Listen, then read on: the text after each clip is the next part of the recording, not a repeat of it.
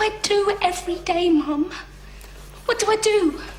Get up, catch the bus, go to work, come back home, eat chips and go to bed. Is that it? It's what the rest of us do. But I can't. Why? Because you're better than us? No, I didn't mean that. But it was. It was a better life.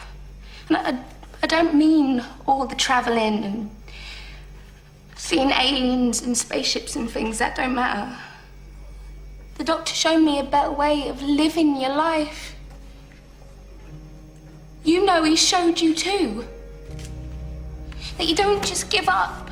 You don't just let things happen. You make a stand. You say no. You have the guts to do what's right when everyone else just runs away. This is today's flat earth. The fact that we live in the cutting edge of human evolution. The cutting edge of how far humanity has come. Turning a planet of enormous beauty into a shithole ain't the cutting edge of human evolution.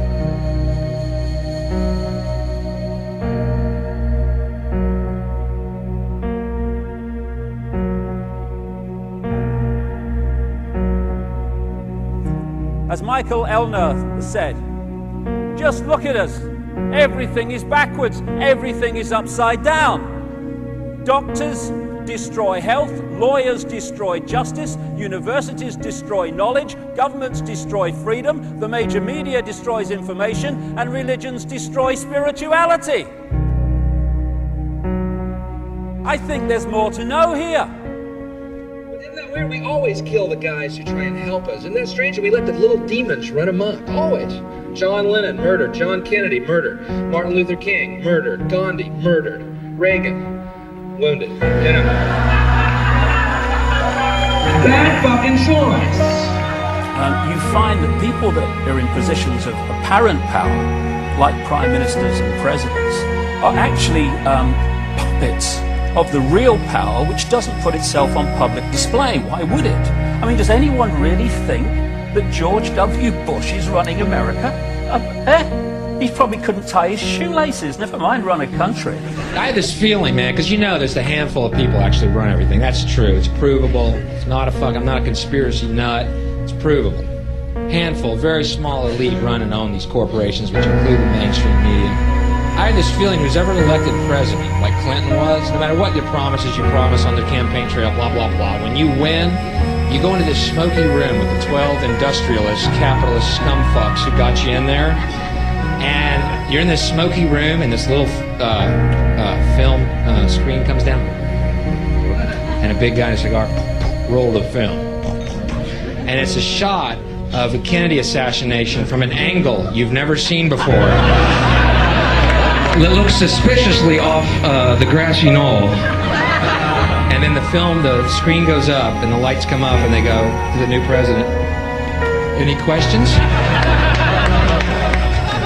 Just what my agenda is. First we bomb Baghdad. You got it. What I am is frustrated at watching Orwell's 1984 unfold in front of our eyes by the day, while people focus on who shot Phil Mitchell. That is frustrating, because my children and your children, thank you, are going to have to live, indeed, in the timescale, so are we, because we're living in it now, when the most basics of freedoms are being taken away. The average man and woman is in a trance. They get home from work, they don't even talk to their children.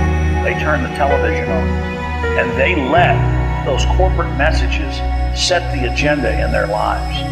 All you ever hear about in this country is our differences. That's all the media and the politicians are ever talking about, the things that separate us, things that make us different from one another. That's the way the ruling class operates in any society. They try to divide the rest of the people. They keep the lower and the middle classes fighting with each other so that they, the rich, can run off with all the fucking money. Fairly simple thing, happens to work. You know, anything different, that's what they're going to talk about. Race, religion, ethnic and national background, jobs, income, education, social status, sexuality, anything they can do, keep us fighting with each other so that they can keep going to the bank. Divide and conquer is the motto. And as long as people continue to see themselves as separate from everything else, they lend themselves to being completely enslaved. We've all seen vast herds or flocks of sheep controlled by a sheepdog and an authority figure called a shepherd. You imagine if just a significant number, not even half, of those sheep said, we're not going to succumb to fear of the sheepdog, and we are going to go our own way. And those sheep start going in their own way, they start expressing their uniqueness, and they stop acquiescing with the authority figure and succumbing to fear. Where's the power of the shepherd now? Where's the power of the sheepdog now? They have no power except in acquiescence by the mass of the sheep to the perceived power that they have. We need to start seeing humanity in these terms very, very quickly. I've seen these ants do great things. And year after year, they somehow manage to pick food for themselves and you. So who is the weaker species? Ants don't serve grasshoppers. It's you who need us.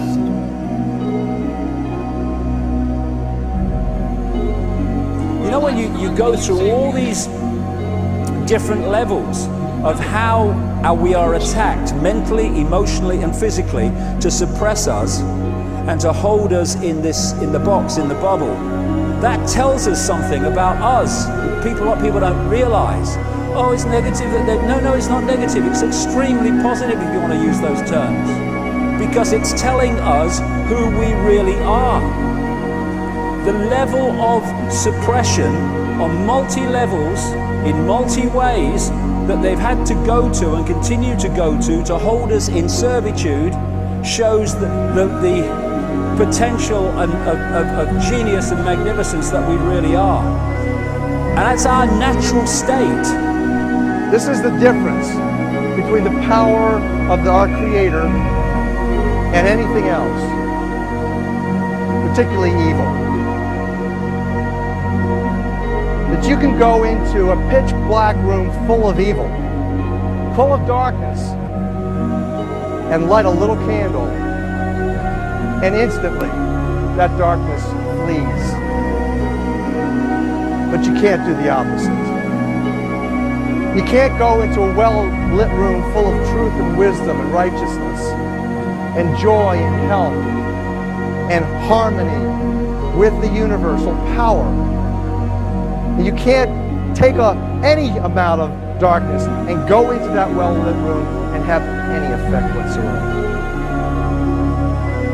That is the metaphor which I frequently think of when I think that I'm not empowered.